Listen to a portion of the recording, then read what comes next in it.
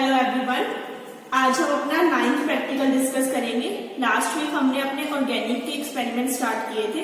हमने last week अपनी first preparation discuss की थी, जिसमें हमने एस्पिरिन से सैलिसिलिक एसिड की प्रिपरेशन की थी। वो बहुत छोटी सी प्रिपरेशन थी। आज हम अपनी सेकेंड प्रिपरेशन की बात करते हैं। सबसे पहले एम देखते हैं। Our aim is to prepare S benzyl isothiouronium chloride from thiourea. हमें थायोयूरिया को यूज करके क्या बनाना है? एस-बेंजाइल आइसोथायोयूरेनियम क्लोराइड, जिसे हम शॉर्ट में बोलते हैं SBT।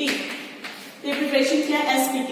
ठीक है, SBT की फुल फॉर्म क्या है? S benzyl iso T for thiouronium chloride, that is SBT। तो हमें इसकी क्या करनी है? प्रिपरेशन करनी है। इससे थायोयूरिया से। देखते हैं हमें रिक्वायरमेंट किस किस चीज की है। केमिकल देख लेते हैं। अब थायोयूरिया तो चाहिए, वो कितना चाहिए? सॉलिड है 2.5 ग्राम। इसके साथ हमें चाहिए benzyl chloride, that is 4 ml and rectified separate यानी कि थायल अल्कोहल 5। हमारे को इन तीन की रिक्वायरमेंट है। इसके अलावा हमें आइस चाहिए होगी, जो हमें बाद में अपना सॉलिड प्रोडक्ट बनाने के लिए जरूरत होगी। अपरेटस हमें चाहिए राउंड बॉटम फ्लास्क, जिसे हम बोलते हैं RBF। RBF is round bottom flask.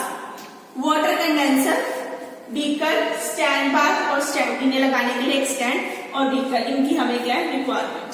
ठीक है, अब देखते हैं इसकी इक्वेशन। हमने क्या किया? Benzyl and thiourea. ठीक है, ये हमारा जस्ट मीडियम के लिए इथाइल। ये मेरा बेंजाइल क्लोराइड है। बेंजीन पे CH2Cl ग्रुप, जिसे हम बोलते हैं बेंजाइल क्लोराइड। यह है थायोयूरिया। यूरिया क्या होता है हमारे पास? NH2C double bond O NH2। ये मेरा क्या है? यूरिया। थायो वर्ड हम किसके लिए यूज करते हैं? सल्फर के लिए। तो अगर मैं ऑक्सीजन को यहां से सल्फर से रिप्लेस कर दूं, ऑक्सीजन सल्फर से कैसे रिप्लेस हो जाए? तो क्या बनेगा? थायोयूरिया। थायो वर्ड हम यूज करते हैं सल्फर के लिए। ठीक है, तो मैंने यूरिया में से ऑक्सीजन को रिप्लेस कर दिया सल्फर से, तो क्या बन गया? थायोयूरिया।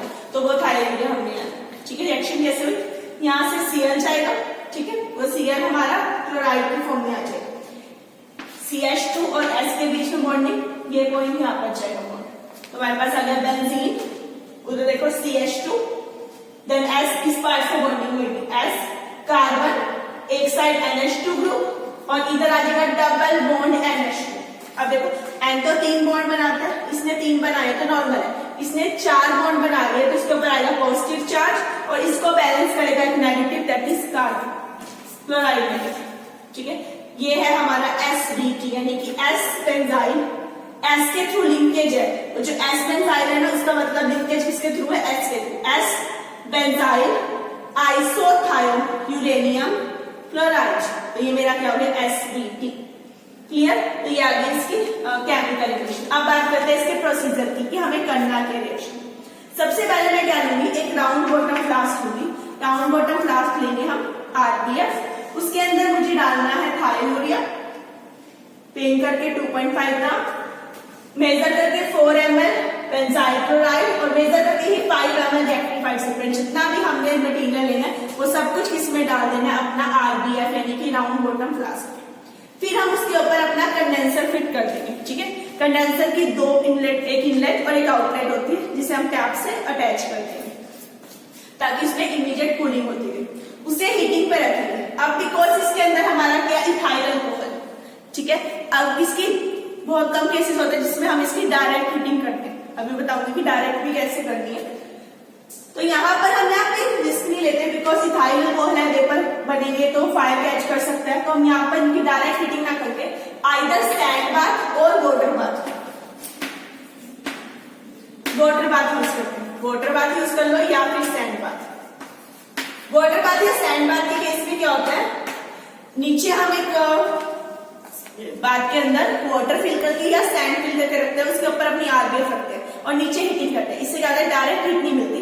वाटर बॉईल होएगा, उसकी हीट हमारे RBF को मिलेगी, जिससे हमारा रिएक्शन होगी। और या फिर सैंड हीट रहेगी तो सैंड के पार्टिकल से हीट हमारी RBF को मिलेगी, तब हमारी रिएक्शन होगी। और तीसरा मेथड तो है डायरेक्ट हीटिंग। कोई बात मत यूज करो, डायरेक्ट हीटिंग कर दो।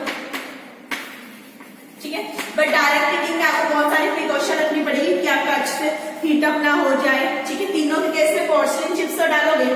ठीक है, पोर्सिलिन चिप्स का काम क्या होता है? इसके जो पोर्स होते हैं वो सारी हीट कैप्चर करते हैं और धीरे धीरे हीट ट्रांसफर करते हैं। ठीक है। तो तीनों के केस में आपने पोर्सिलिन चिप्स डालनी है, बट इस केस में आपको बहुत ज्यादा प्रिकॉशन रखनी पड़ती है ताकि डायरेक्ट हीटिंग ना हो। अगर हीटिंग ज्यादा हो गई तो बॉयल अप हो जाएगा और आपके पास फट जाएगी, ठीक है। तो हम डायरेक्ट हीटिंग यहाँ पे नहीं कराते, बट आप कर सकते हो अगर बहुत ज्यादा प्रिकॉशन रखते हो तब। हम यहाँ या तो वाटर बाथ यूज कर सकते हैं या सैंड बाथ, ठीक है। मैंने आरबीएफ के अंदर अपना सारा मटेरियल था वो डाल दिया, कंडेंसर फिट कर दिया। अब या तो वाटर बाथ हो या सैंड बाथ, उसको हीट करो। अब कौन सी बात यूज करिए, डायरेक्ट करिए, सैंड बाथ यूज करिए, वाटर बाथ, इनके अकॉर्डिंग की टाइमिंग अलग अलग होगी। जैसे अगर आप वाटर बाथ यूज कर रहे हो तो आपको नियरली 45 मिनट से 1 आवर तक यानी 60 मिनट तक हीटिंग करनी है, हीटिंग। अगर आप सैंड बाथ यूज कर रहे हो तो आप नियरली 30 मिनट 30 to 40, वैसे 30 में काम हो जाता है, 30 to 40 मिनट्स मैक्सिमम। ये कई बार 1 आवर से भी ज्यादा ले लेते हैं, 45 to 60 मिनट्स, ठीक है। और डायरेक्ट में 5 से 10 मिनट्स, बट इसमें भी आपको बर्नर बार बार हटाना पड़ेगा, ठीक है। डायरेक्ट में टाइम कम लगता है बट प्रिकॉशन बहुत ज्यादा रखनी पड़ती है क्योंकि बॉयल अप हो जाता है। तो वाटर बाथ यूज कर सकते हैं, सैंड बाथ यूज कर सकते हैं, डायरेक्ट भी यूज कर सकते हैं। जैसे हम अपने प्रैक्टिकल में इस बार सैंड बाथ को यूज करेंगे ताकि हमें सिर्फ 30-40 मिनट्स की हीटिंग करनी पड़े। आप क्या करोगे, आरबीएफ के अंदर लगाया, कंडेंसर लगाया, नीचे बाथ रखी, चाहे वाटर बाथ चाहे सैंड बाथ, रखने के बाद आपने हीट किया, ठीक है। हीट करने के बाद जैसे वो सैंड बाथ रखी, 30 मिनट हो गए। 30 मिनट के बाद क्या करोगे, आप कंडेंसर हटाओगे। हटाने के बाद अपना जो आरबीएफ है ना, इस आरबीएफ के अंदर जो सोल्यूशन होगा उसको एक ड्रॉपर में लोगे, थोड़ा सा उसको आइस पे डाल के रखोगे। एक बीकर में आइस ले लेना, उसके ऊपर इसकी ड्रॉप डाल के रखोगे।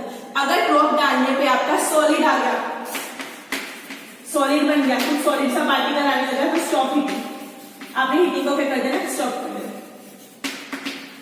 30 मिनट पे। जैसे स्क्रीन में दिया 30 से 30 मिनट में हम निकाल के देखेंगे, प्रॉपर से आइस पर डाल के देखेंगे। अगर सॉलिड आ गया तो हीटिंग वहीं पे स्टॉप कर देंगे। और अगर सॉलिड ना आके क्या है, ऑयलीनेस है, ऑयल सा बना, ठीक है, ऑयल इमल्शन सी बन गई, तो आपने क्या करना है, हीटिंग को कंटिन्यू करना। तब आपको करोगे हीटिंग कंटिन्यू करना, ये चीज ध्यान रखनी है। अगर आपका सॉलिड बन रहा है, हीटिंग वहीं स्टॉप करो, सारे के सारे को लो, एकदम धीरे धीरे आइस में डाल दो, ठीक है। और अगर नहीं बन रहा तो हीटिंग कंटिन्यू करो, 30 के बाद 35 मिनट पे चेक करो, फिर सेम वे से, फिर 40 मिनट पे चेक करो।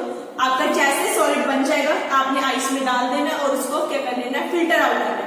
फिल्टर आउट करोगे तो आपका क्या प्रोडक्ट बन जाएगा, एसबीटी यानी कि एस बेंजाइल आइसोथाइल यूरेनियम क्लोराइड। ये थी हमारी इसकी प्रिपरेशन। आई रिपीट, करना कैसे, आरबीएफ लेके राउंड बॉटम फ्लास्क, उसके अंदर थायोडिया, बेंजाइल क्लोराइड, रेक्टिफाइड सुपर, तीनों चीजें डाल देंगे। डालने के बाद कंडेंसर फिट करेंगे, either water bath, sand bath या डायरेक्ट हीटिंग करेंगे, सबका टाइमिंग अलग अलग है। करने के बाद थोड़ी देर में चेक करेंगे, जैसे सैंड बाथ के केस में 30 मिनट में चेक करेंगे, एक ड्रॉपर से 1-2 ड्रॉप्स निकाल के रखेंगे, उसे आइस पे डालेंगे। अगर सॉलिड आ गया तो हम हीटिंग स्टॉप कर देंगे, अदरवाइज हीटिंग कंटिन्यू करेंगे। और अगर सॉलिड आ गया उसको फिल्टर आउट करो, वो हमारा प्रोडक्ट है SPT. Last is result. Result में आपको 5 चीजें नोट करनी है, जैसे हमने लास्ट टाइम भी बात की थी।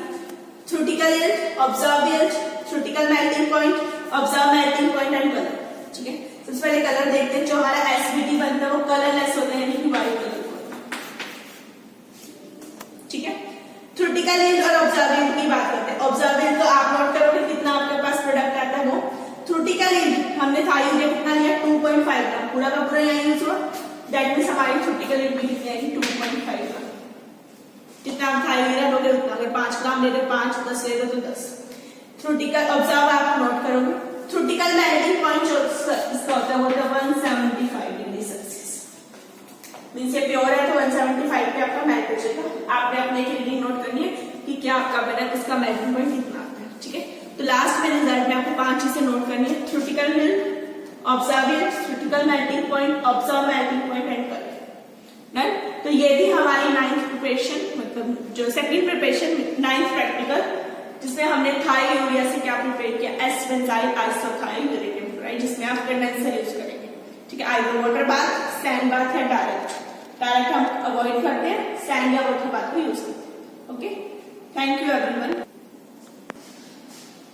धन्यवाद।